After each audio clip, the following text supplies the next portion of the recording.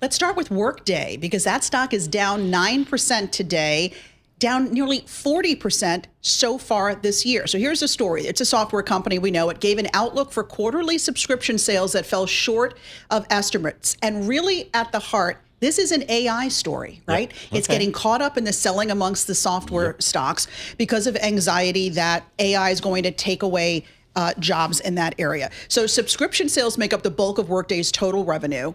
And we know that application software makers are facing these fears over potential disruption to their business models from AI tools.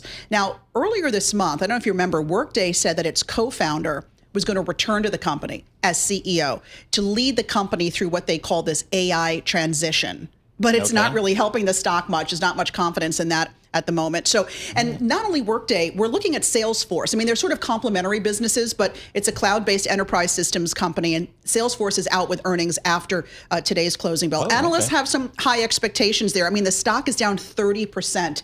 It was down 30% last year, so it can use some good news.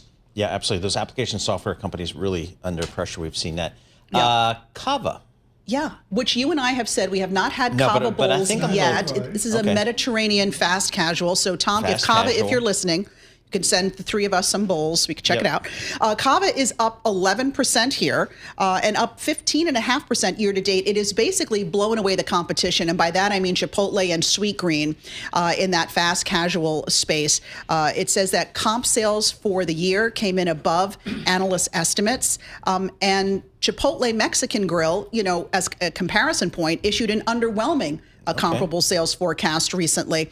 And Sweetgreen also is you know, having some challenges. So Bloomberg Intelligence out with some commentary saying Cava's long-term growth outlook remains compelling as the rising popularity of healthy Mediterranean food in the U.S. Continues to proliferate. Growing brand awareness, though, is a struggle for the company. I think they're right. You know, I didn't know when it first came out, was Cava like a wine bar? Right. I did think that at first, but it's not. No, it's not. It is this fast casual. So it's like a fancy Sweetgreen.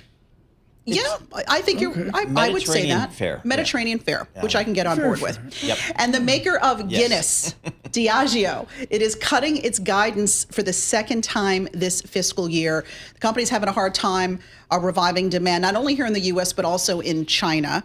So the stock is down 12%, Diageo, here in the pre-market. Diageo's new CEO, he took over just about 7 weeks ago, Dave Lewis, but he already said the problem with this company, which also, you know, makes Johnnie Walker whiskey, he says it's forgotten how to serve drinks to its customers properly. What does he mean by that? Meaning they are not investing enough in building and executing businesses like bars, pubs, restaurants, the interfacing, the actual day-to-day with customers. Do you think COVID shifted it? I think COVID bingo. had That's exactly what he called it. Dramatic change. Absolutely. COVID, a lot of people were making their cocktails at home because they couldn't go to a bar. And then now you also have fewer people, you know, more people drinking less alcohol. So those two things happening at once. They're doing the I just think COVID had a profound change. I don't have any science or math or analysis, but and you have to be. I am drinking less Jenny Cream Ale. To pour a Guinness, you have to really do it correctly, and not everybody knows. Get that right head on the. Please help us with that. No, I mean, you know, you go to a good Irish pub, they know what they're doing. And, do you like your Guinness on tap, or how does this go? A bottle? Yeah. Okay. No. It's un-American. Okay. Yeah. Are you done? Is that it? Well, I have First Solar. It's down 16%. There you go, please. Yeah, so it released its fourth quarter earnings report, missing the consensus earnings estimates. Already, you know, it's fast and furious here coming from the analysts, a number of downgrades and price targets for First Solar. So that company among the biggest losers here in the S&P 500 this morning.